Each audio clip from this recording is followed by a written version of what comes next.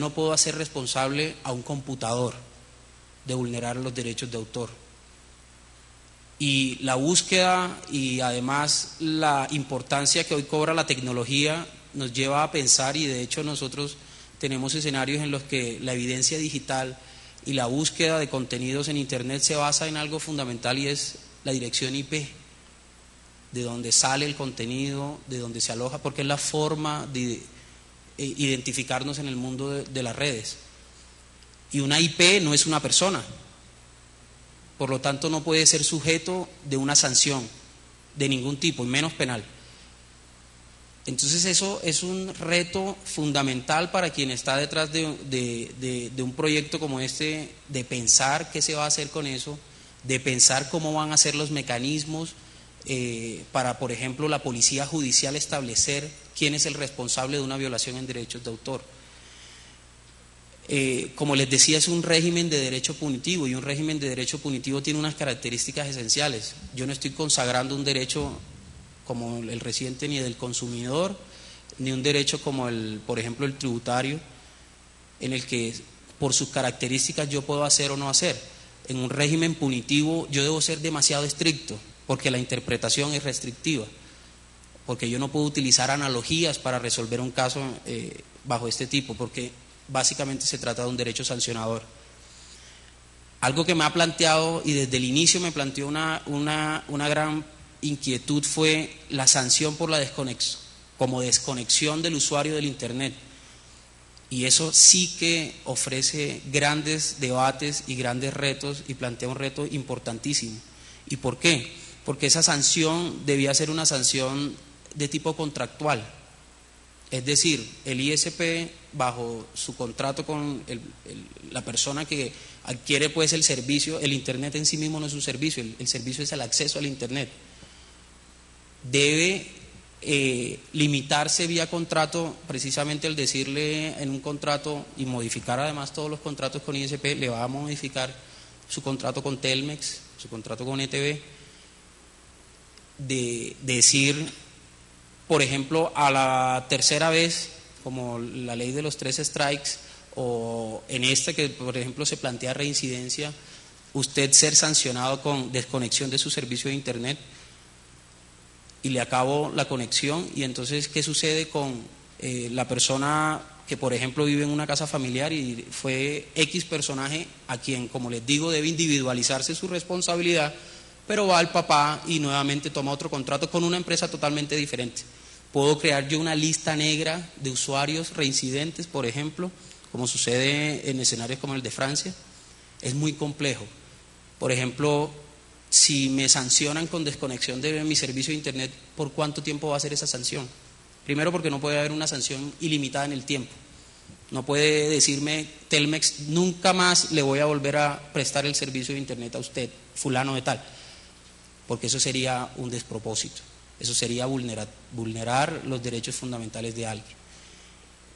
Y además, el gran reto que propone todo este tipo de escenarios es garantizarle a la ISP, que valga la pena decirlo en este escenario, yo todavía no conozco quienes han agremiado y quienes se han tratado de tener la vocería de estas entidades. Siempre veo que se está peleando dos extremos, pero yo no veo a los ISP en ningún lado, y además es quien deberá soportar la carga más gruesa, y es tener que tener unas obligaciones. Ya se hablan incluso de que tienen que disponer unas herramientas para recepcionar las quejas sobre vulneración de derechos de autor.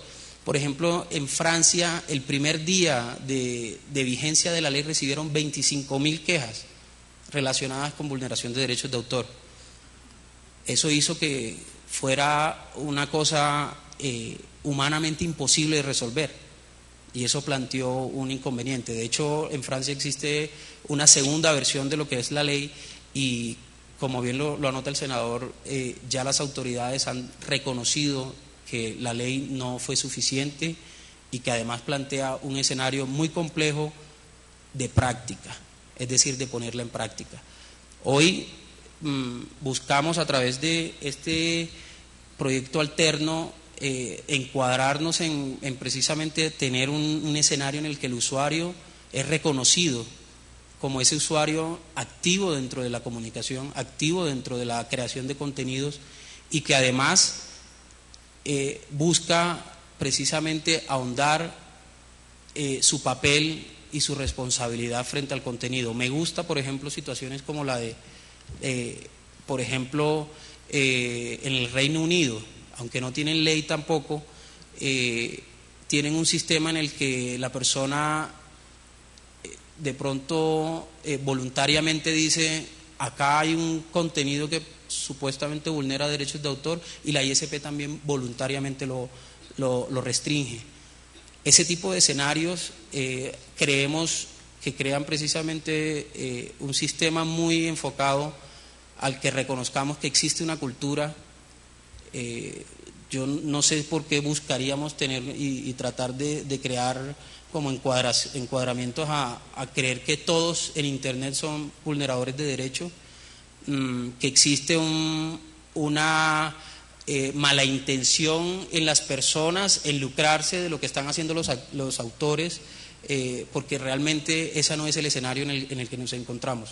En verdad no hay una mano invisible que esté detrás de los usuarios tratando de adoptar eso, sino que más bien debe la industria de creación de contenidos y la industria precisamente de las grandes industrias revisar un modelo que muchísimos escenarios han planteado, ha quedado obsoleto frente a lo que el Internet ha representado para la vida de las personas. Muchas gracias.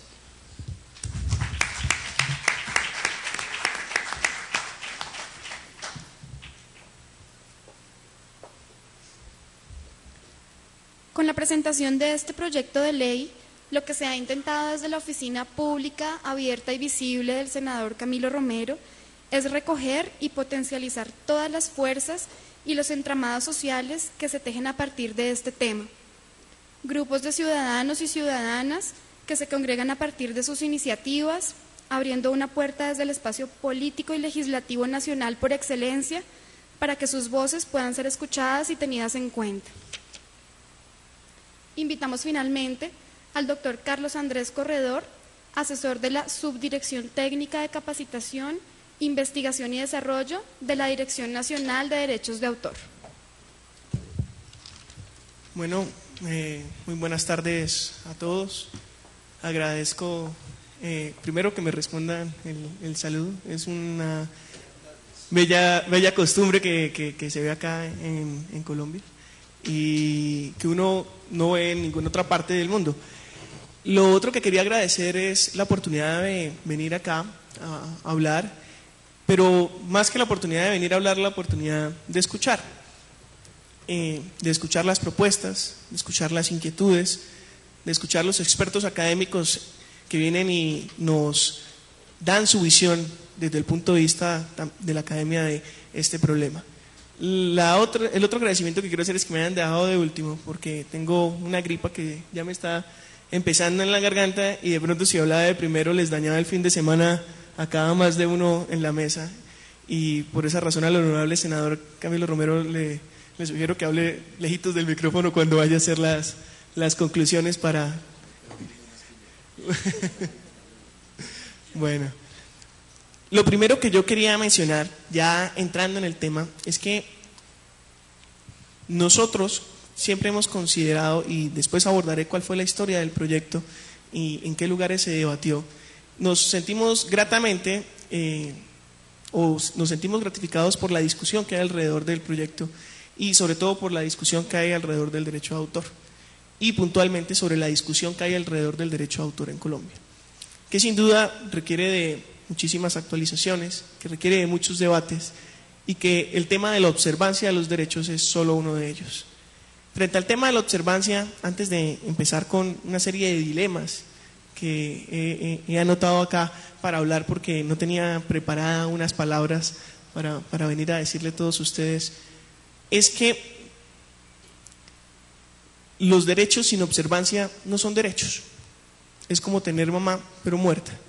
Entonces, solo nos sirven los derechos que constitucionalmente o legalmente se consagran en la medida que existan mecanismos o medidas que permitan el ejercicio efectivo de esos derechos.